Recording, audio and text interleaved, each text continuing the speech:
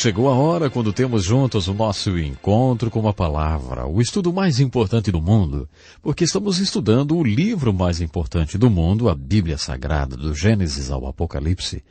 Nessa sessão estudaremos a figura bíblica Jacó. Essa é a descrição do nascimento de Jacó, encontrada em Gênesis capítulo 25. E o Senhor disse a ela, a Rebeca: há duas nações no seu ventre, dois povos serão separados do seu corpo. Um dos quais será mais forte que o outro, e o mais velho servirá ao mais novo. E cumprindo-se os seus dias para dar à luz, eis gêmeos no seu ventre, e saiu primeiro o ruivo e todo como um vestido cabeludo, por isso chamaram o seu nome Esaú. E depois saiu seu irmão agarrado com sua mão ao calcanhar de Esaú, por isso se chamou o seu nome Jacó. E era Isaque, da idade de 60 anos, quando o gerou. A história de Jacó envolve muitos capítulos no livro de Gênesis, assim como a história de Abraão. Esses capítulos englobam cerca de 20 anos na vida de Jacó. Tomamos a narrativa do capítulo 32. No 9º versículo, Jacó está orando e ele diz: Deus de meu pai Abraão e de meu pai Isaque, ó Senhor, que me dissestes: torna a tua terra e a tua parentela, e far-te-ei bem. Menor sou eu que todas as beneficências e que toda a fidelidade que tiveste com teu servo. Porque com meu cajado passei este Jordão e agora me tornei em dois bandos. Livra-me, peço-te, da mão do meu irmão, da mão de Esaú, porque eu temo que porventura não venha ele e me fira, e a mãe com os filhos. E tu disseste: certamente te farei bem, e farei a tua semente como a areia do mar, que pela multidão não se pode contar. Jacó foi deixado só, e lutou contra ele um varão, até que a alva subia. E vendo que não prevalecia contra ele, tocou a juntura de sua coxa, e se deslocou a juntura da coxa de Jacó. E disse: deixe-me ir, porque já a alva subiu. Porém, Jacó disse: não te deixarei, se não me abençoares. E o varão perguntou: qual é o teu nome? E ele disse: Jacó. Então ele disse: não se chamará mais o teu nome Jacó, mas Israel, pois como príncipe lutaste com Deus e como um homem prevaleceste. E Jacó lhe perguntou e disse: qual é o seu nome? E ele respondeu: por que perguntas o meu nome? E o abençoou ali mesmo, e chamou Jacó o nome daquele lugar Peniel, porque dizia: tenho visto a Deus face a face, e a minha alma foi salva. Haviam duas coisas na casa de Jacó que eram dignas de se ter. Uma, direito de primogenitura, uma bênção. Jacó havia se apoderado das duas, que era o direito de primogenitura e uma bênção. O nome dele foi muito bem dado. Aquele que passa a perna, aquele que se apropria dos bens alheios. Mas essa história é muito interessante, a história do nascimento de Jacó. Deus estava falando de Esaú e Jacó antes deles nascerem. Não sinta pena de Esaú. As Escrituras dizem que Esaú era um homem profano. Ele não ligava para a sua primogenitura e também não dava importância para as coisas espirituais. Esaú é o perfil do homem secular. Os descendentes de Esaú se tornaram os Edomitas. Aprenderemos mais sobre eles quando estivermos estudando o livro de Obadias. Eles moravam naquela área hoje conhecida como Cidade de Pedra Vermelha. Os edomitas viviam em cavernas. Eles costumavam atacar comboios ou caravanas que passavam por aquela área do deserto ao sul de Jerusalém. Assim eles poderiam fugir para as suas cavernas que ficavam nos penhascos. Eles usavam cordas que eram puxadas para dentro das cavernas. Eles acreditavam que eram indestrutíveis.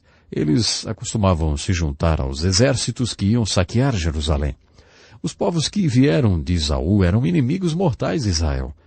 Não sinta pena de Esaú, já que Deus é Deus, ele conhece tudo. Quando Deus olhou dentro do ventre de Rebeca, ele já sabia o que viria daqueles dois gêmeos. Deus não tem qualquer tipo de surpresa. Sabendo do que iria acontecer, Deus nos diz: eu amo Jacó, mas eu odeio Esaú. Quando estudamos a história de Jacó como um registro biográfico, o foco da história é a palavra graça. Com a história, talvez vamos olhar assim, pela história de Abraão aprendemos sobre a fé. Na história de Jacó aprendemos sobre a graça. A palavra graça significa o favor e a bênção de Deus que eu e você não merecemos.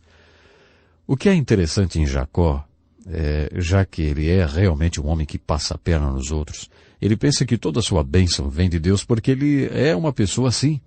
Mas o Novo Testamento nos diz que Jacó não conseguiu toda aquela bênção porque ele era muito bom em enganar e tomar as coisas das pessoas, mas sim, de acordo com o Novo Testamento, por causa da graça de Deus.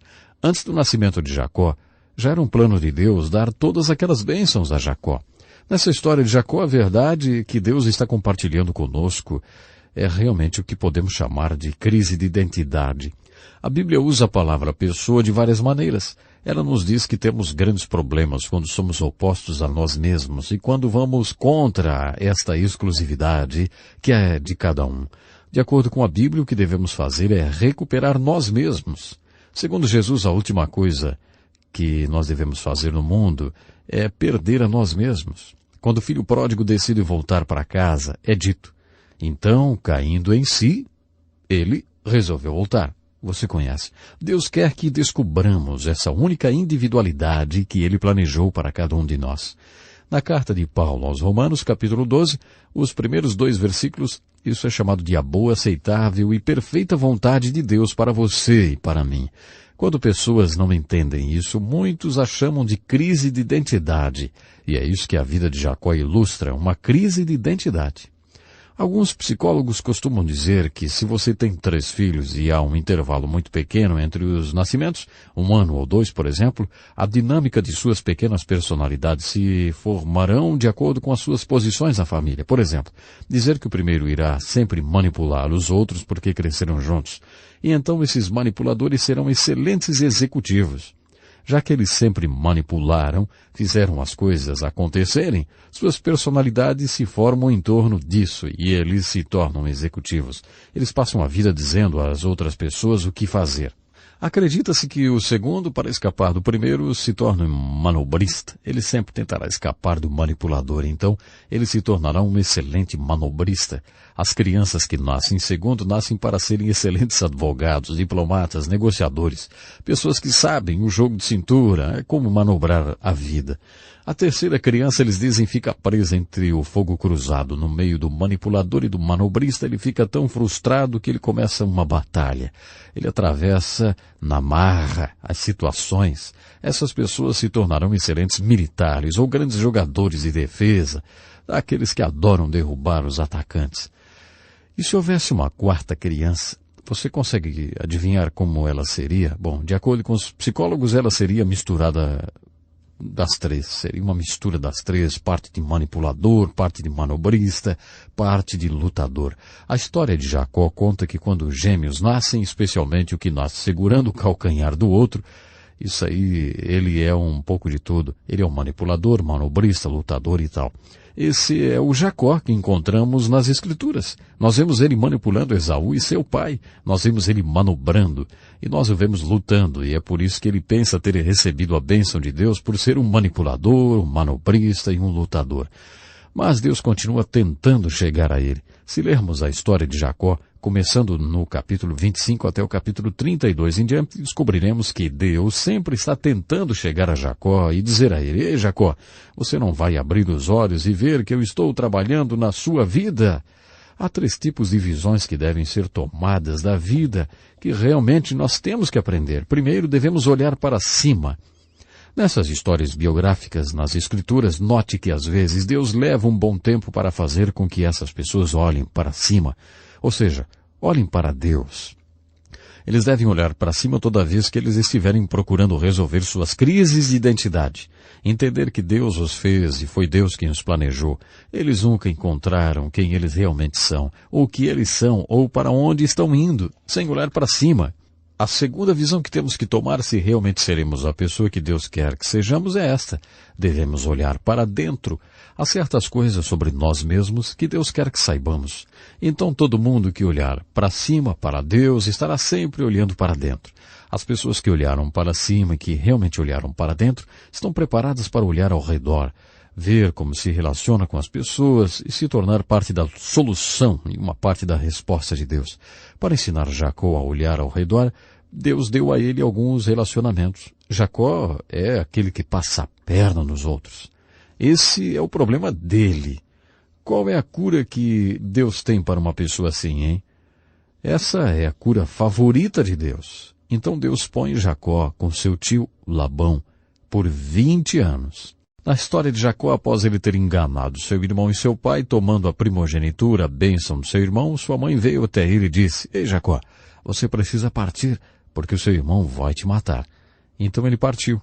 Quando saiu de casa, não era como nos dias de hoje. Ele não podia ficar em um hotel ou algo parecido. Não havia nada lá, além do deserto. Então a mãe dele disse: Eu tenho um irmão, seu nome é Labão. Ele é seu tio. E ele mora no deserto. Você vai ficar com ele, porque o seu irmão vai te matar. Então Jacó viajou o deserto adentro, procurando pelo seu tio. Foi um grande desafio para ele. Deixar a sua casa é sempre ameaçador, não é? Especialmente foi para Jacó. Na primeira noite fora de casa, ele usou uma pedra como travesseiro. Naquela noite ele teve uma experiência espiritual. Ele teve um sonho no qual havia uma escada e que os anjos a estavam usando para descer e subir até o céu.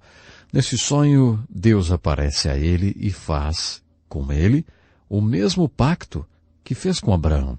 Deus prometeu a ele que seria parte de uma nação e que Deus estaria sempre com ele. Deus disse a Jacó: eu vou abençoar-te, vou multiplicar e vou te levar de volta para casa.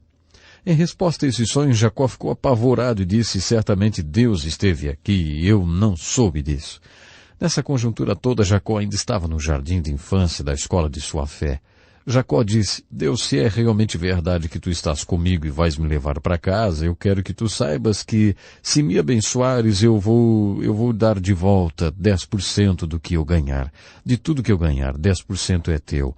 Depois daquele sonho, foi a primeira vez que Jacó olhou para cima. Enquanto você lê o que aconteceu com Jacó nos próximos 20 anos, por favor, note quantas vezes ele olha para cima. Cada vez que ele olha para cima, ele chega mais próximo de Deus. A segunda visão que temos que tomar, se realmente seremos a pessoa que Deus quer que sejamos, é esta: devemos olhar para dentro. Há certas coisas sobre nós mesmos que Deus quer que saibamos. Lembre-se como Davi orava: sonda-me, ó Deus, e conheça o meu coração. Prova-me, conhece os meus pensamentos, vê se há em mim algum caminho mau. E então, por favor, guia-me pelo caminho eterno.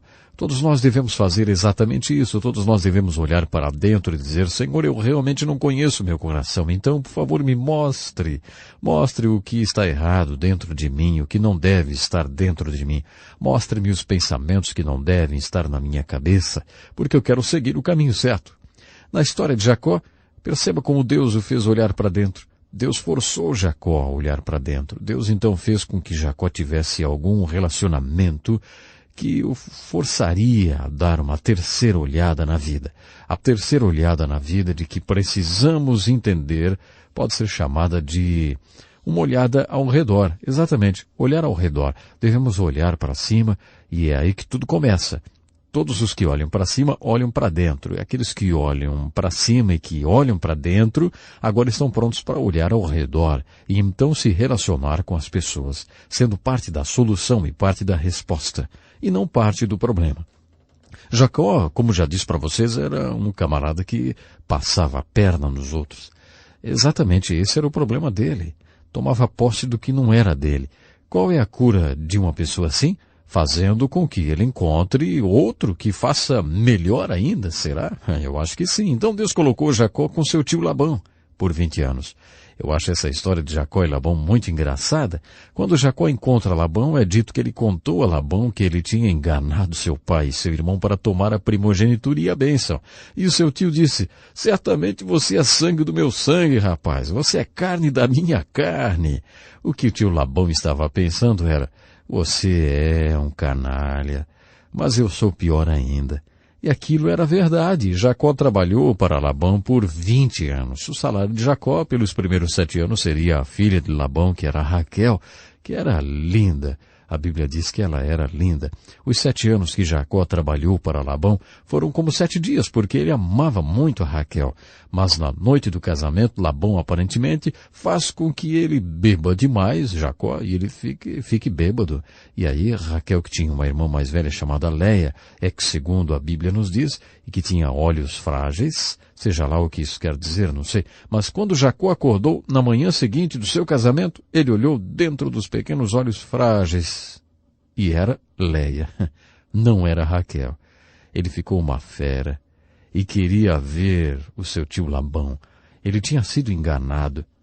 Jacó era alguém que enganava, um enganador. E se tem alguma coisa que um trapaceiro detesta é ser trapaceado. Se tem alguma coisa que o manipulador detesta é ser manipulado. Essa é a receita preferida de Deus, dar um pouco do seu próprio remédio. Labão continuou a enganar Jacó por 20 anos, até que eles tiveram um conflito e Jacó deixou seu tio Labão. Depois que Jacó partiu, ele estava preocupado com seu irmão Esaú. Ele não teve uma relação correta com seu irmão. Jacó mandou uma mensagem a Esaú tentando um reconciliamento. Quando o homem olha para cima, Deus o força a olhar ao redor e tomar as suas relações horizontais da maneira correta. Quando Jacó mandou a mensagem a Esaú, ele recebeu uma mensagem de volta dizendo que Esaú estava vindo com 400 homens a cavalo. Jacó ficou paralisado de medo. Ele atravessou o riacho chamado Jaboque e orou. Então ele teve uma experiência bem subjetiva, eu diria uma experiência assustadora. Todos esses homens de Deus têm suas experiências assustadoras, vamos dizer assim. As suas experiências profundas. Os detalhes de suas experiências variam completamente, mas os resultados são bastante similares. Jacó lutou contra um anjo e aquela foi uma batalha muito interessante. Quando tudo começou, o agressor era o mesmo com quem Jacó estava lutando. Quando Deus viu que o anjo não prevalecia contra Jacó, o que significava que Deus não conseguia quebrar Jacó, Deus deslocou a juntura da coxa de Jacó. Exato. Eu não sei se você pode imaginar o quão doloroso foi aquilo. Foi assim que Deus quebrou Jacó, deslocando a sua coxa. Então, sendo assim, as posições se inverteram. Jacó se tornou o agressor da batalha. Jacó estava nas mãos daquele com o qual ele estava lutando. Aquele com quem ele estava lutando disse, o dia já rompeu, deixe-me ir. Mas Jacó disse, não, eu não te deixarei ir se tu não me abençoares.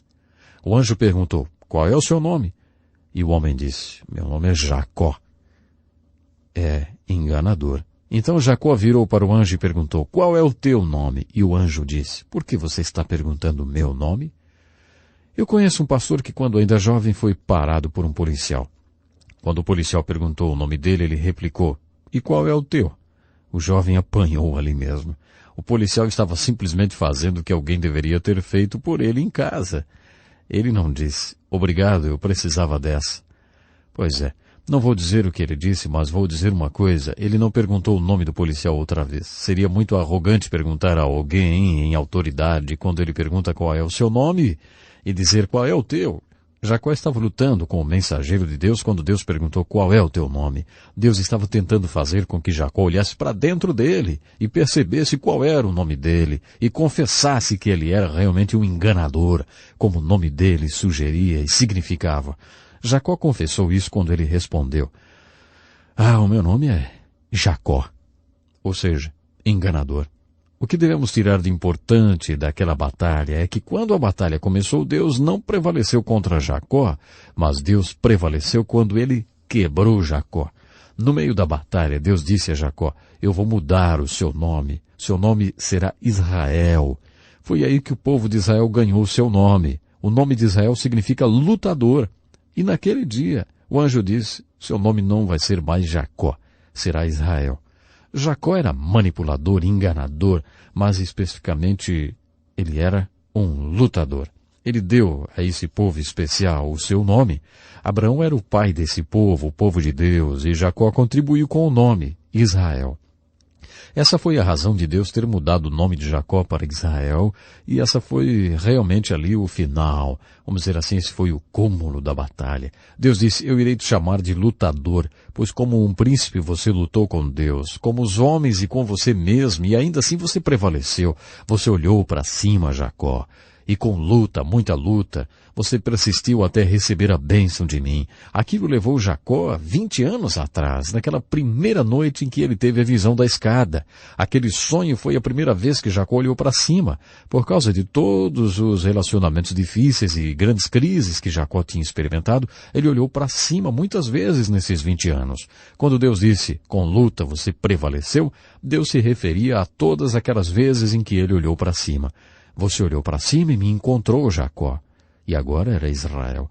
Você olhou para dentro e lutou contra a natureza do Jacó que estava dentro de você. Você sabe que você não é abençoado por ser conivente, não, enganador, esperto, aquele que passa a perna.